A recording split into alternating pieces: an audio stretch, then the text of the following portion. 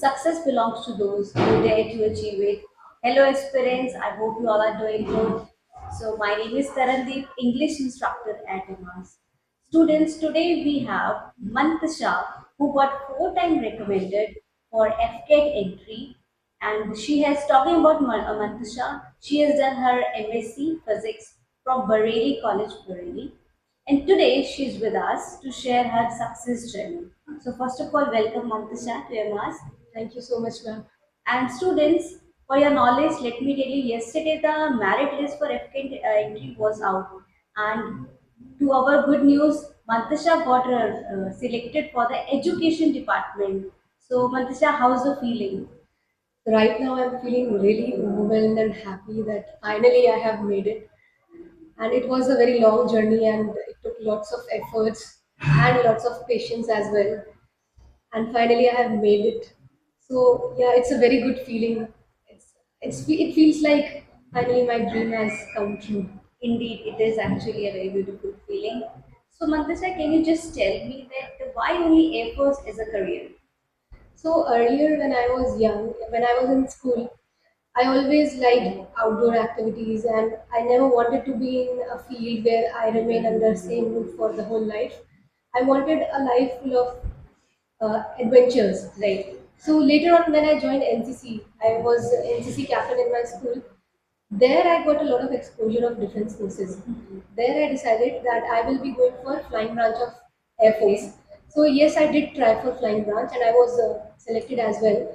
But I did not get merit in. I was merit out twice from the flying branch. But yeah, I have made it to the Air Force, and which is none less than anything for me. So yeah, that is why I'm here, and I have worked for defense forces. That's great. That's great. So, Mantasha, can you just tell us that how do you prepare for your psych? So for my psych, there were certain tips given by Sandeep sir in EMAS and Colonel MP sir. Right. That is how I followed the tips that were given, where we had to keep the pictures and our stories linked. There should be relevance, and I used to keep myself positive. I used to think in a positive way, and I always used to try that the stories are very much linked to the picture, and for that and everything, I followed what Sandeep sir told at AMAS. That really helped me a lot. Okay, that's great. Could you also please share how was your GTO experience? How did you prepare for your GTO? For GTO, I would say MP sir tells some rules and steps, which are like if you keep them in mind, like I did, I kept Right. those steps and rules in my mind, and I was able to apply them everywhere on every structure. That helped me a lot. And if I talk about the other tests of GTO, like lecturate and group planning exercise and discussions. For that, I followed news, and at AMAS we are taught how to do the screening of news. So I followed that, and that helped me in my GTU. Okay, that's great. And also, could you please share with our aspirants that how was your interview experience, the last SSB interview experience? My recent SSB was on in March. I was recommended on 22nd March. So Okay. my interview experience was smooth. I was most of the times I would say it went very smooth, and I was not feeling like I'm getting stuck anywhere. Hmm.